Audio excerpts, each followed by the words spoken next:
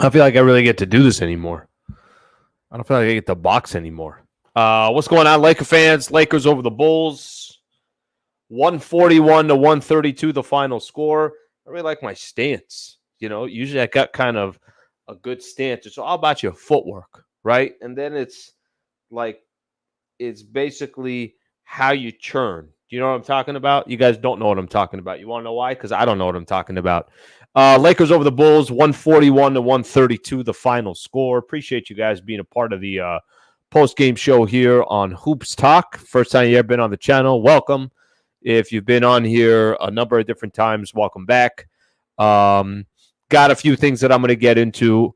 Want to talk about the game, individual players. Want to spend some time talking about D'Angelo Russell, and if we're still feel the exact same way about potentially trading D'Lo. Spend some time talking about Jared Vanderbilt, how important he could become to the Lakers. Lakers so far in January, 9th in the Western Conference, 6-game road trip coming up. We got a lot to get into, so we can get right into it. If you got some comments, I haven't looked at any of the comments yet. I know there's a pretty good amount of comments sitting there. I'll do my best to get to them. If you send in a super chat, 100% we'll read that. Okay, let's get started here. Don't pay too close attention to how this game, how that fourth quarter looked. I know that fourth quarter wasn't perfect. I know the Lakers almost gave up 40 points. I know they were up 24. It got all the way down to maybe 8, something along those lines. A couple chances for the Bulls to even cut it. They had a few chances. I never thought this game was in jeopardy. Really, the Lakers in that second quarter separated themselves. They're up double digits by the time you got to halftime. I think the Lakers went on a 10-0 run right before that second quarter ended. And from that point on, it seemed like the Lakers had a 15-point plus lead the rest of the way. Got all the way up to 24. Some moments it was 18.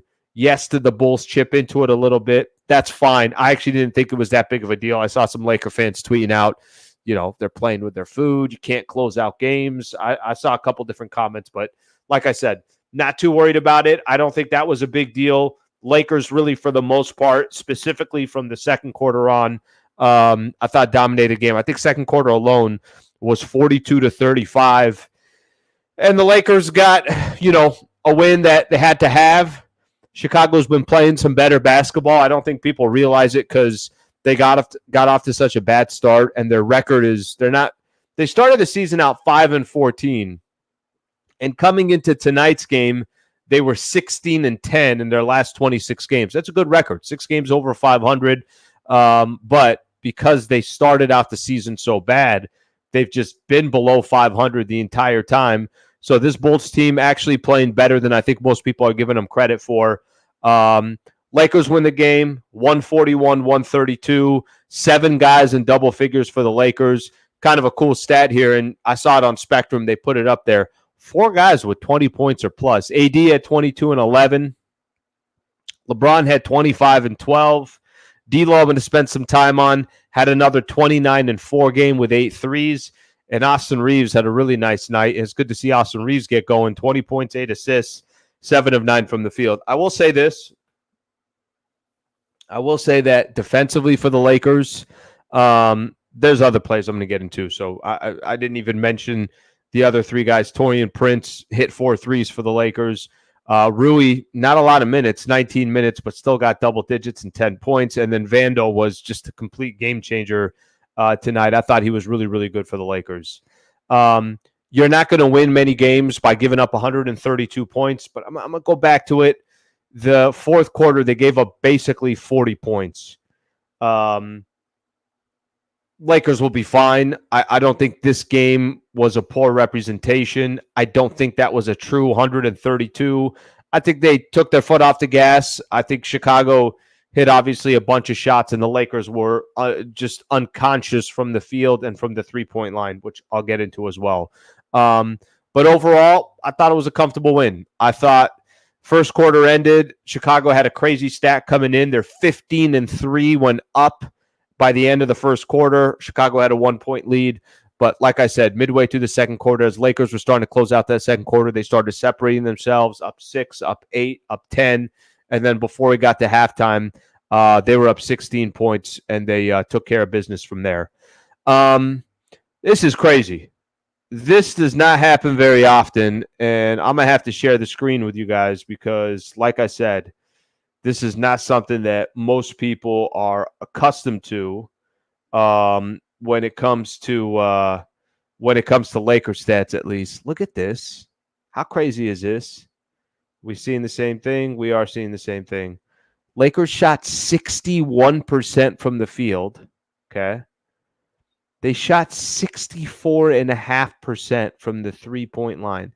Lakers hit 20 of 31 threes. So how much of tonight was just the Lakers couldn't miss a shot? We're good from the free throw line as well. 15 of 20, nothing crazy. How much of it was that? I don't have the answer for you, but you're not losing many games when you're shooting 61% from the field and 64.5%. You know, that last game they played against the Clippers, you guys know Clippers end up winning that game, but Clippers percentage, when I came in, at least when I was doing the post-game show here, their percentage was stupid. Their percentage was unreal. The Clippers was. It wasn't as good as what the Lakers shot tonight. I think the Clippers were in the high 50s, their field goal percentage. And then from three, they were 52, 53%, something like that.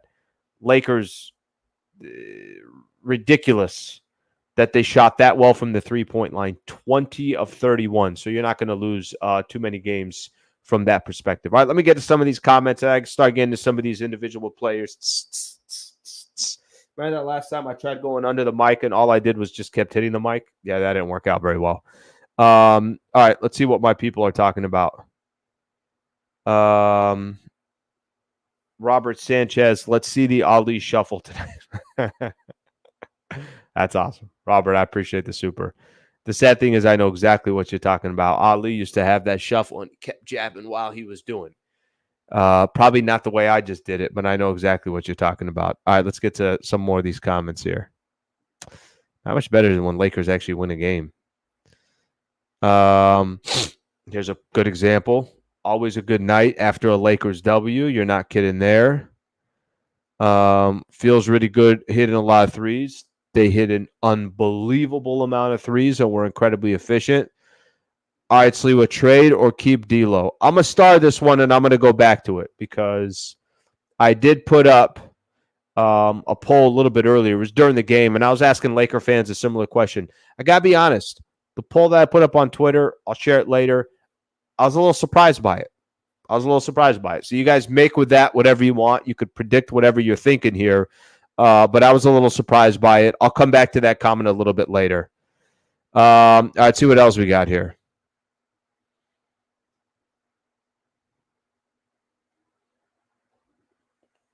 Six games on the road coming up. Yes, we do. 6 games on the road coming up. You're 100% right on that. Sliwa putting on his boxing gloves. Still get a lot of this. This happens all the time. Still need to fire Ham. Yeah, he's got an interesting relationship with Laker fans. A very, very interesting relationship with Laker fans. All right, let me try to find a couple of these comments that I think are look, this is going to be a lot of the conversation. I'm just going to get into it because I feel like a lot of the comments that you guys have are topics that I specifically want to get into. So we could do that as we go here. I'll get into some of these. In just a second. Okay, so let's talk about this Lakers team as a whole, and then this is the next topic that I want to get into because I think this is a conversation that a little bit fascinating right now around Lakers basketball. Lakers over the Bulls, 141 to 132. Let me get into some of the other players, and then I'm going to talk about D'Lo specifically, and I want to talk about Vando specifically. Really, really nice seeing Austin Reeves have a game where he was efficient. I feel like Austin Reeves has been all over the place, at least these last couple of weeks. 7 of 9 from the field, hit a couple of threes, hit all of his free throws, looked comfortable.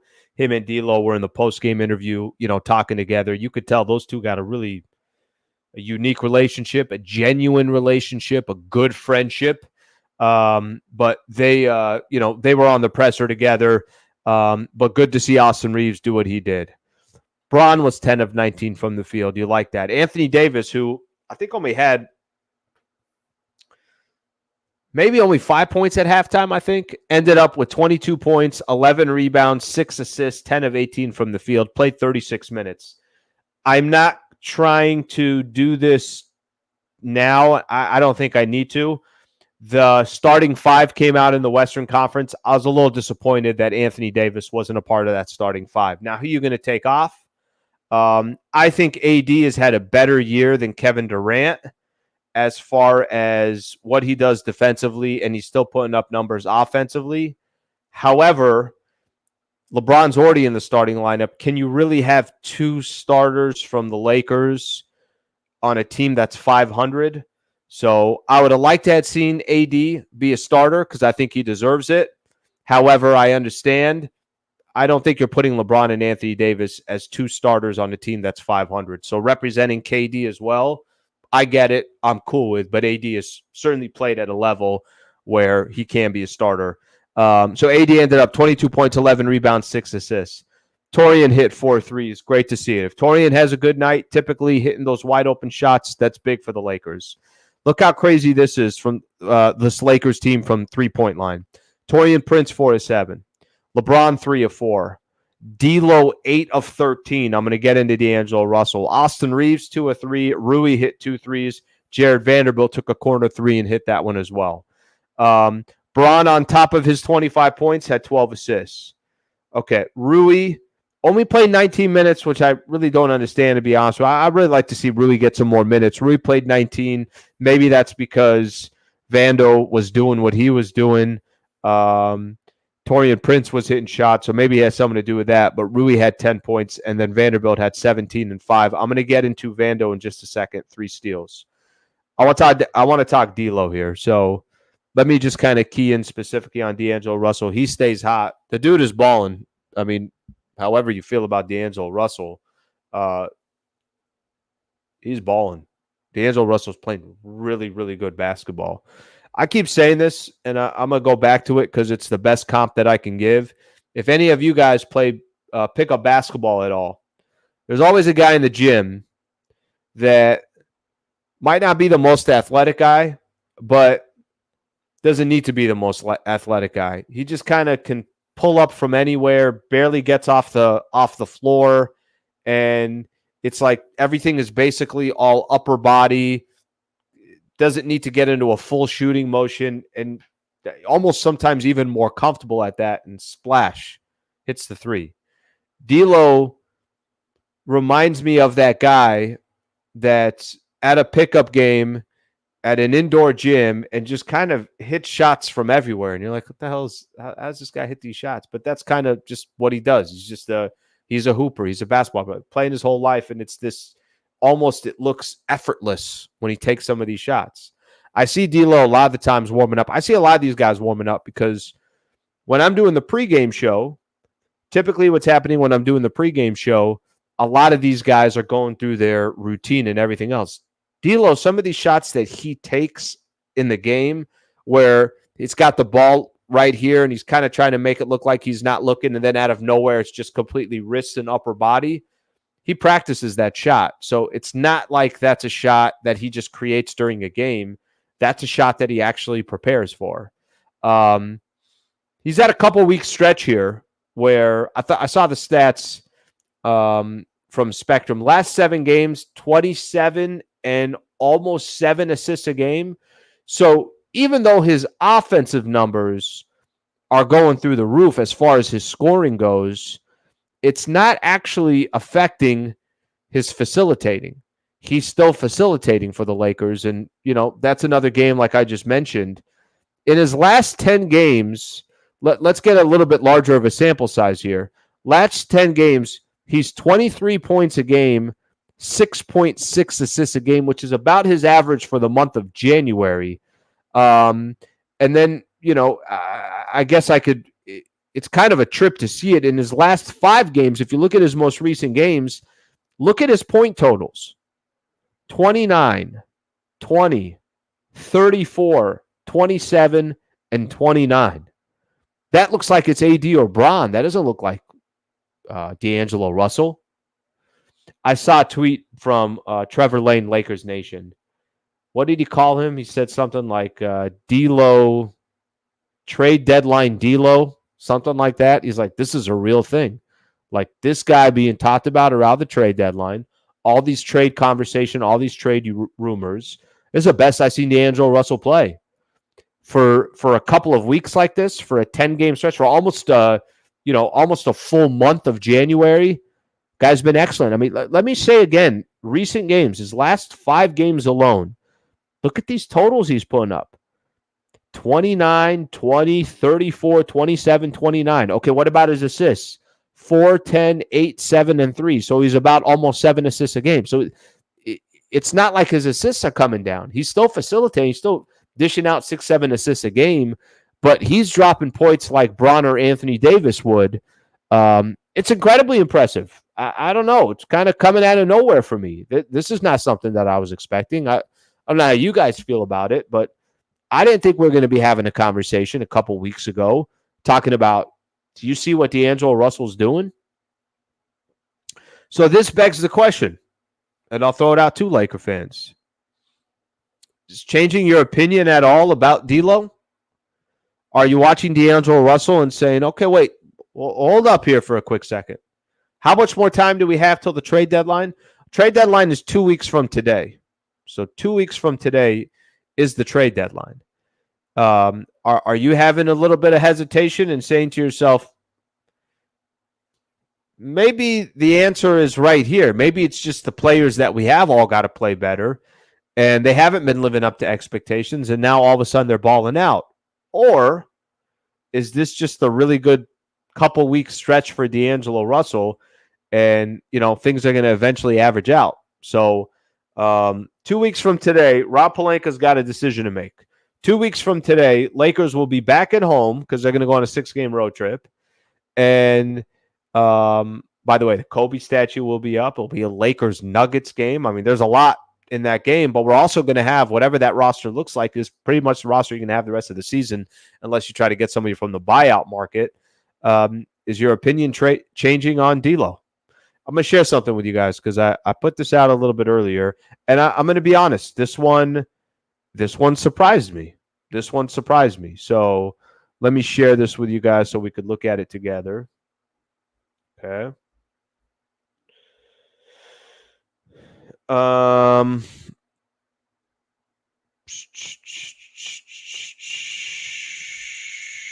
right. Share this with you guys. I put this tweet out during the game.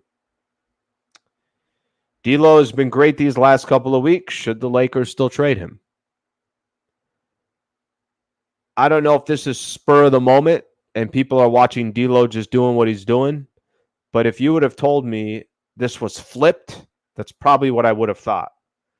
I would have thought 60%, 65%, maybe up to 70% of Laker fans would still say, I've seen enough of D'Angelo Russell. Nope, I'm good. Let's still trade him. This is a nice little run that he's having. But if you can go out there and upgrade that position, take that risk, take that chance. I don't have confidence in him in the playoffs, in the postseason. I saw that playoff run. That's what I thought would be potentially happening here.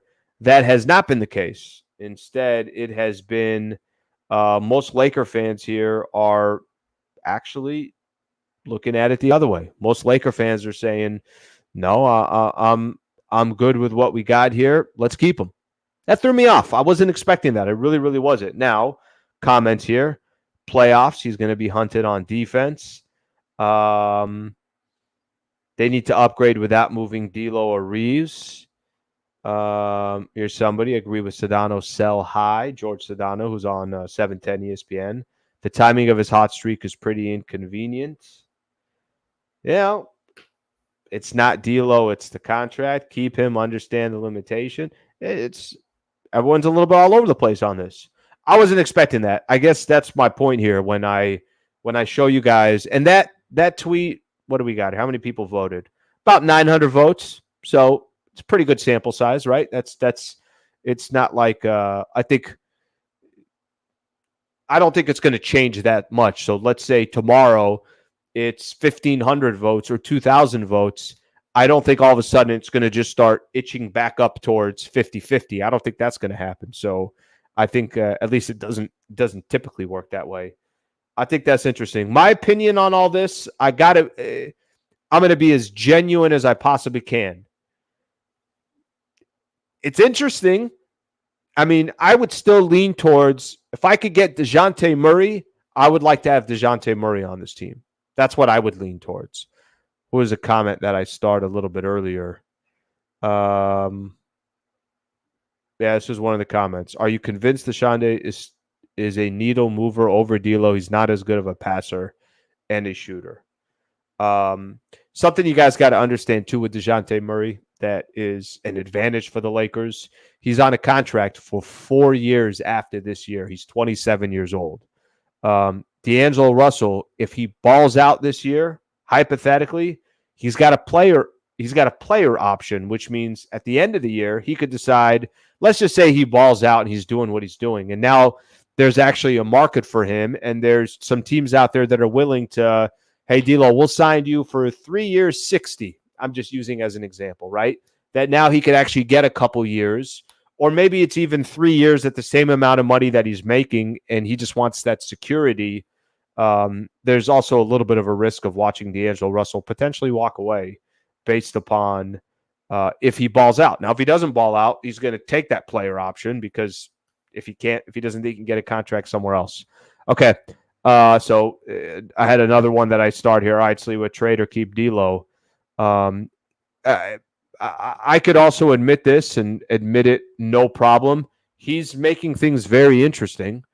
I think he's 1,000% making it interesting. That's the best way that I can put it. It's now becoming a legitimate conversation. He didn't have one good game. He didn't have two good games. He's having a really, really nice stretch here, and he's balling out. Again, I'm going to go back to this. I'm looking at a decent sample size, not a great sample size, but a decent 10 games. That's an eighth of the season. And in the month of January, he's about 22 and almost 7 a game. Now, I think what also has to happen, Lakers got to start winning games. It doesn't really mean anything if you're still losing games or you're playing 500 basketball. I mean, look at the Lakers. Phoenix loss, Utah loss, beat OKC, beat Dallas, Brooklyn loss, beat Portland, Clippers loss, beat Chicago. I mean, it's the definition of 500 basketball. It's kind of been the Lakers. And that's not me counting that 4-game losing streak they had towards December and the end of December and the beginning of January. I don't want to get to more of these comments here. I know people definitely have an opinion on all this. D'Lo playing way better than Westbrook did, and they still wanted to trade him. They still want to trade him. Shame. How about D'Lo for Trae Young? Would never happen because Trae Young will have a lot more value than D'Angelo Russell would. Let's keep seeing what we got here. Trade D'Lo, Donovan Mitchell, not happening. Trust me, none of that stuff's going to happen. Murray better score 27 points a game like D'Lo. Okay, listen, I get it. People kind of trying to change or starting to change their opinion a little bit. Let's get Robert here. D'Lo's on a heater. D'Lo's taking this trade deadline personally. It would be pure. See to trade D'Lo when he shows major aggression and passionate sleep. Kobe took D'Lo under his wing. Kobe proud. Well, a couple things here, Robert. I'll tell you this. He's clearly a better D'Angelo Russell's clearly a better player when he feels like I got the green light to do whatever the hell I want. That I don't have to look at. And I've heard him say this. I've heard Darvin Ham say this. I've heard Anthony Davis, LeBron. When he's not paying attention to, okay, I'm only going to shoot when D'Lo or LeBron kind of give me the green light, thumbs up, go ahead. Or the coach says, go ahead. If D'Angelo Russell, this goes to your aggressive comment. When D'Lo is like, hey, I'm just going to freaking play. I'm going to play my game. He looks a lot more comfortable. Well, when he looks like he has the green light, when he's more aggressive, the Lakers are a more effective team just because they have an extra real weapon. I mean, even tonight's a good example. Sometimes the ball gets swung and D'Lo hits a three, and some of these Chicago Bulls players, or you got a guy like Alex Caruso is like, Jesus, if he's going to hit shots, then, what are we going to do if he's going to be that effective? All right, couple more here that I want to look at here, and I want to get into Vanderbilt. Yes, trade him before he turns into a pumpkin again. No way, trade D'Lo. Let's do a poll. I'll do a poll on here as well. All right, let's see what I got here. Now, I question trade D'Lo unless we can get someone who's consistently better than what D'Lo's been doing. I got to be honest with you. D'Lo's playing. If D'Lo's going to play like this, then, here's the question. You got to ask yourself, do you think D'Angelo Russell can be some type of version like this of himself for most of the rest of the regular season and when you're in the playoffs? That's the question you got to ask yourself.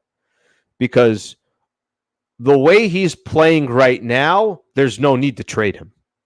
Like, if this is what D'Lo is going to give you, whatever player that you got coming in, I don't think they're going to be that effective offensively.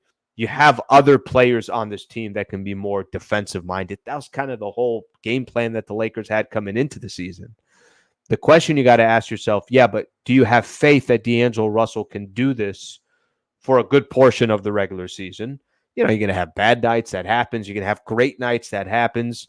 But do you have confidence that this is not just a 2-3 week phase, and then he's just going to go back to, all right, well, you're playing him 20, 25 minutes. He's not effective. He's not nearly as aggressive. That's the question you have to ask for. You also got to ask yourself, come playoff time, do you have confidence he can do this? I'm going to go back to this, and I know we're running out of time here. At least you still got 2 weeks left before the trade deadline, that you got 6 games on the road where you get a little bit of a test to see, okay, can D'Lo keep this thing going? But the comments are wild here, because they're all over the place. As in, some people are saying,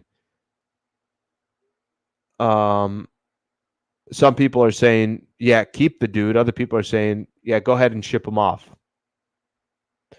David Sabatini, exactly what I was just getting into. Can D'Lo do this in the playoffs? That's the key question. Okay. I'm going to come back to some of these. I'm going to star some of these so I can get to them.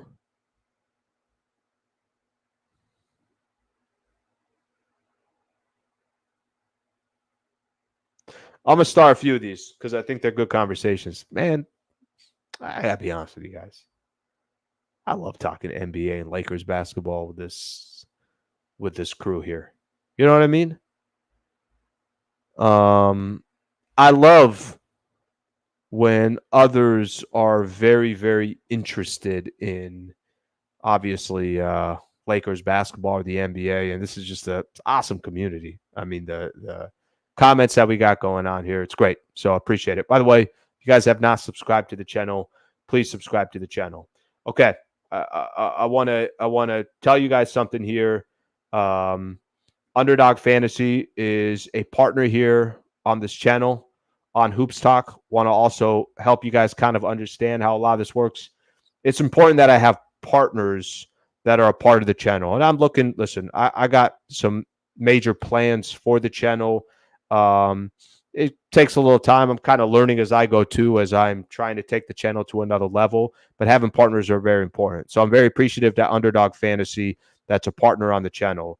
I want you guys to understand as well, from a business perspective, it helps to have partners. If some of these partners don't make sense for you, all good, no problem. Underdog Fantasy is a partner here. If you're a fan of daily fantasy sports, hear me out. And they are doing something on this channel where they're going to match your first deposit of up to $100. I'm just going to show you my picks and what I play. And if you guys have interest, go sign up with them. Use my code HoopsLA. It'd be fantastic if you do that. The channel gets credit for it as well. I always come here to show this here. I always come to Pick'ems. I always come to pregame, as in games that are coming up tomorrow, and I always come to the NBA. That's what I typically play. Now you can play NFL games. There's obviously 2 big games coming up this weekend. I already got my picks here. Shai Gilgeous-Alexander, higher or lower than 32.5 points? I'm going to show you what the payout is on this. They're at New Orleans. They need him. I'm going to go lower. Tough game. BI, higher or lower than 19.5 points, I'll go higher. And then Wemby, I'm just basically getting it. Wemby just got to score 1 point. This is a special that they're doing here. It's like a featured special that they got going on. If I put $20 in, which I put 20, I get all 3 of these right, I win 120. So that's my payout for it. Okay. Actually, I go 10, I go 60. I have like a limit that I can go.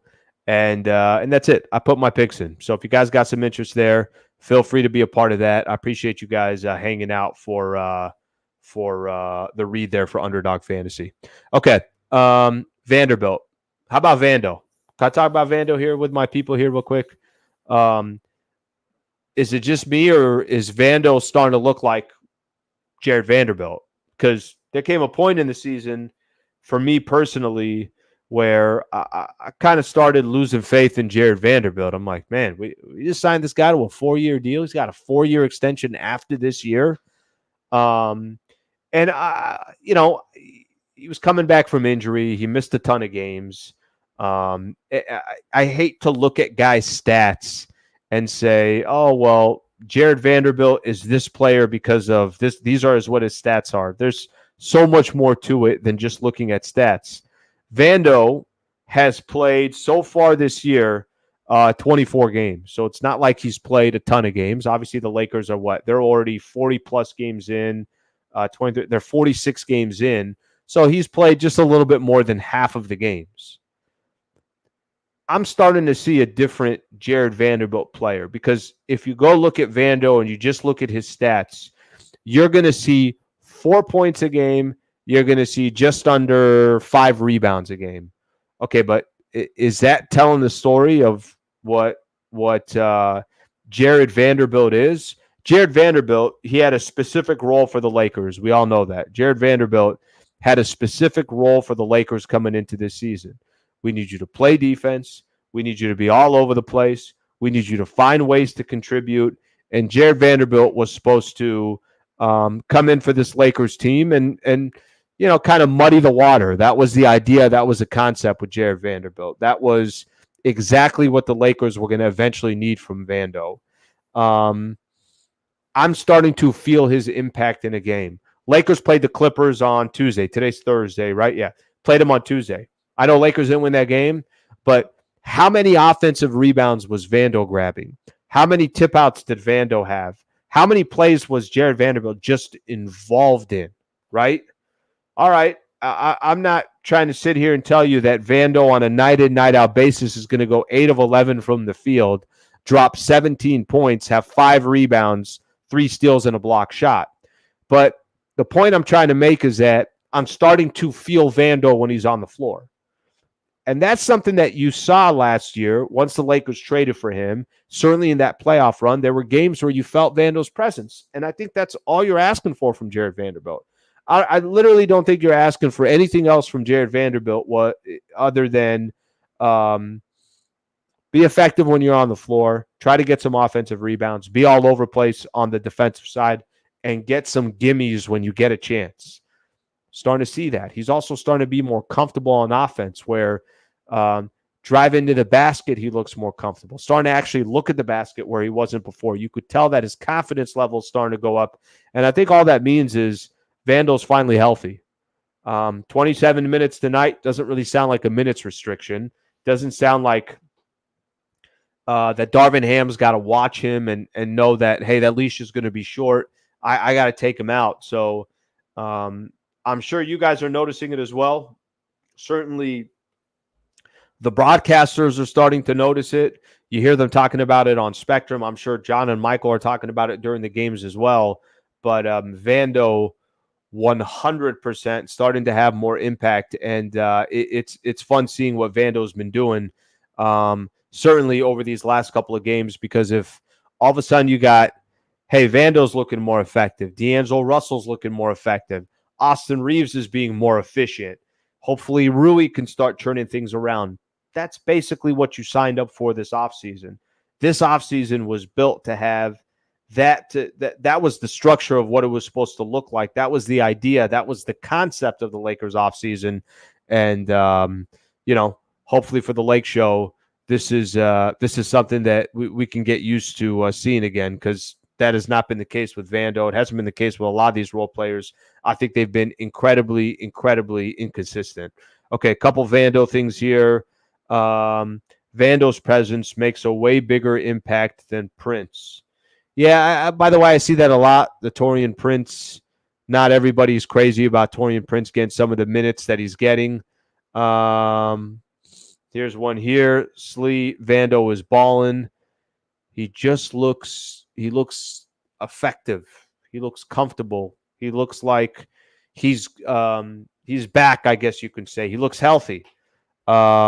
All right, so I think most people are agreeing on the Vando stuff.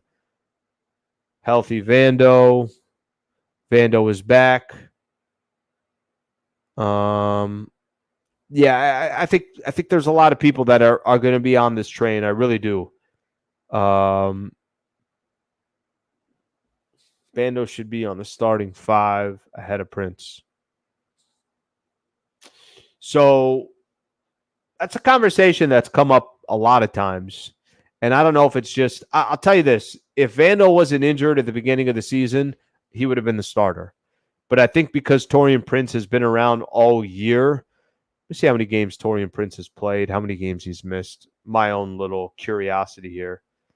Taurean Prince has played in 42 games. I think the fact that Taurean Prince has basically been there every single game, I think that has a lot to do with why he's got a lot of those minutes, and then the continuity. And I think also, I don't think Darvin Ham wants to change it again right now. Now, there's a way to start Taurean Prince, but then not necessarily play him 35 minutes a night or whatever the case is. I mean, I feel like every time I look at the stat line, Taurean Prince is playing 30 minutes plus. So something to keep in mind there.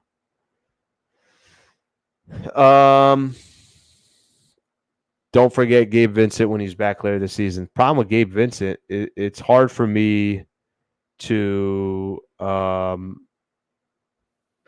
it's hard to predict when this guy is coming back. That's the problem. You know what I mean? It's really, really tough to predict when Vanderbilt's going to work his way back. Or I'm sorry, when Gabe Vincent's going to come back, because what'd they say? He was going to get reevaluated in 8 weeks. So that means we're talking late February, early March, just to get reevaluated. That means come back. So to be honest with you, I kind of wouldn't depend on anything from that perspective. Okay, a couple other things I want to get into, and we're going to call it a night. Lakers in January so far, they're 6-6, 9th in the Western Conference. So if you guys remember, we're about to start January, and everybody was talking about, okay, there's a big advantage in the month of January for the Lakers because there's so many games at home. And we all know how the month started. Miami, January 3rd, just outplayed the Lakers in every facet of the game. They did it without Jimmy Butler. And then Memphis, probably the healthiest they're ever going to be, or they ever were all season, had a game with Desmond Bane and Marcus Smart and Jaren Jackson Jr. and Ja Morant. And they come out and ball out against the Lakers, outscore them by 14 in the fourth quarter. And before you know it, Lakers are already 0-2 to start the month, right? They've tried battling back here, but their losses this month, their losses: Miami, Memphis, Phoenix, Utah, Brooklyn, and the Clippers. So those are your 6 losses. So they're 6-6 through 12 games. So this month, where they were only going to be out of town for one road game because everything else was at Crypto, Clippers home game, whatever, they were home from January 1st till they leave tomorrow, which is January 26th. They were basically home for 3+ weeks other than one road game, and they didn't gain any ground. They went 6-6. So that's the disappointing part about the month of January and the disappointing part with the Lakers. And, for a team, I know everybody looks at it because I do it all the time. For a team that's ninth in the Western Conference. Now, listen, Dallas has lost 3 games in a row, so that's helpful. Sacramento and the Pelicans basically have the same record. Lakers are about 4 games back from the number 6 spot. It's going to be tough to get up there. It is. So that means you're probably going to have to take the path again of a play-in tournament unless you just go on this unbelievable run or there's other teams that collapse. Utah's got the same record as you. Houston, who you're going to see on this upcoming road trips, just a game and a half behind you. And then the Warriors you're going to see as well. They're 2 games back. So not a good start to the month of January, and now you're about to go on this 6-game road trip. So 6-game road trip, I'm going to give everybody an idea who the Lakers got in that road trip. But something to keep in mind, Lakers on the road this year, not good. 6-15 on the road for the Lakers this year. It's an awful road record. They're good at home, 17-8, but 6-15 on the road. Okay, so these 6 games, you're at Golden State, who I guarantee you is going to put up a fight. Can you win that game? Absolutely, you can. I like the Lakers matchup when they play the Warriors. They got more size than them. I like the matchup against the Warriors. However, it's the Lakers, and you kind of don't know what you're going to get. Then you're going to have to go all the way out to Houston and play back-to-back games, Houston and Atlanta. Are they winnable games? Of course they are, but you could also lose those games. So I look at those first 3 games. If you went 2-1, that's a great start to your road trip. After that, you're at Boston, at New York, at Charlotte. I mean, at worst that you can go on this road trip is 3-3. But if you're 3-3, now we're, basically at the trade deadline, and you're 52 games in, and you're still 500. So it just kind of shows what kind of run the Lakers are going to really need to go on to start doing some real damage. And then you'll have 4 games left basically before the All-Star game. So there's a very good chance by the time we get to the All-Star game, Lakers are still just hovering around 500. Now, I mentioned it in the pregame show today, and, we'll see what eventually happens. They really need to go on one of those runs, right? They need to go on one of those runs where it's they win 6 of 7. They win 5 in a row. They win 8 of 10, 10 of 13. They need one of those runs. And I think that part, until I see it, unfortunately, it's this perspective that it's going to be tough. So let's see what they do over these next couple of weeks. All right, let me see. What we got here. Playing is guaranteed, no chip. Low seeds don't win titles. Got to finish top 4. BC, how are they going to do it? I think they just got to finish top 6, to be honest with you. Top 4 is where the Clippers are. Clippers are 28-14. Top 4. Clippers have a 7-game lead on the Lakers. I mean, I don't think most of those teams are really going to drop. That's the problem, too, is the teams in front of the Lakers are good teams. Do you think Minnesota is going to go on a free fall? They're 9.5 games up on the Lakers. Oklahoma's 9 games up. Denver ain't going anywhere. They're 8 games up. And the Clippers won. So basically, I think you got to be, if you could be top 6, then all right, now we're talking. Top 6 means you got to gain 4 games on the Pelicans or the Kings or the Suns. Doable, but you're going to need some help in the process. All right, let's see what else we got here. Really, we need to win over the Warriors. And Warriors are continuing to struggle. They lost today at home to Sacramento. So we better beat Golden State. It's not a bad point there. I never understood Golden State in the summer. Golden State needed size and youth, and they went and got Chris Paul. They got smaller and older. I never understood that one. All right, what do we got here? D'Lo 8 threes. D'Lo's been incredible. D'Lo's been incredible. He really has. You know, for somebody like me who has always had this, I guess I just lost faith in D'Angelo Russell. I'm like, yeah, I already know exactly what I have. This man's last couple of weeks has been as impressive. It's a really, really impressive stretch. I'll continue to give the man as much credit as possible. Now, is that enough to stop me from trading him?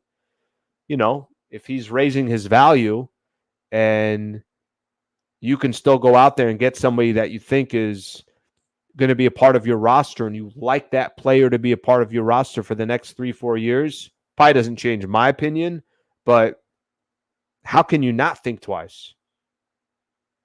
How can you not think twice? All right, let's see what else we got here. A couple more we're going to call tonight here.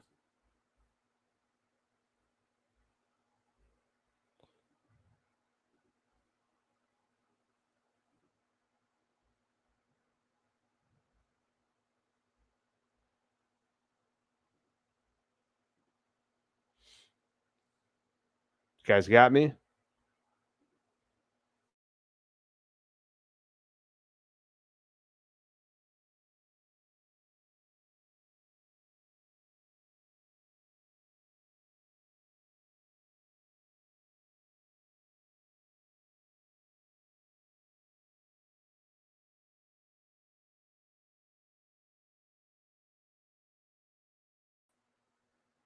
I think. Okay. I think this is a good sign. I think we're done for tonight. It's getting choppy on my side, and I think we're good to go anyways. 4-2 on this road trip seems realistic. If they can still play the majority of these last few games, got to make it happen. This is the comment I think I had earlier. So you think getting Murray is still worth losing D'Lo? Just one thing I want you guys to keep in mind, D'Angelo Russell, what you got to ask yourself is, do you have faith that what D'Lo's doing right now, he could continue to do consistently, and he could also do it in the playoffs? That's number one. And number two, think D'Lo too has got that team option, that player option at the end of the year, kind of how that could all play out. Okay, Lake fans, I think I'm all done here for tonight. I appreciate you guys being a part of the show. Lakers over the Chicago Bulls. What do we go tonight? Solid 48 minutes. Look at us. Look at us still making it happen. 141, 132. We got another one of these coming up. Lakers and the Golden State Warriors coming up on Saturday, so keep that one in mind. Hopefully you guys enjoyed my conversation with Mark Medina, NBA writer from Mark Medina. He's really good, really dialed in. I'm going to try putting up more of those. You know, that's going to be something that hopefully I'm able to do on a weekly basis, kind of find different guests that I feel like are the right guests and take it from there. I like Vince. Appreciate it. Hope you guys have a good rest of your night. We'll get with you guys soon. Thanks, like fans.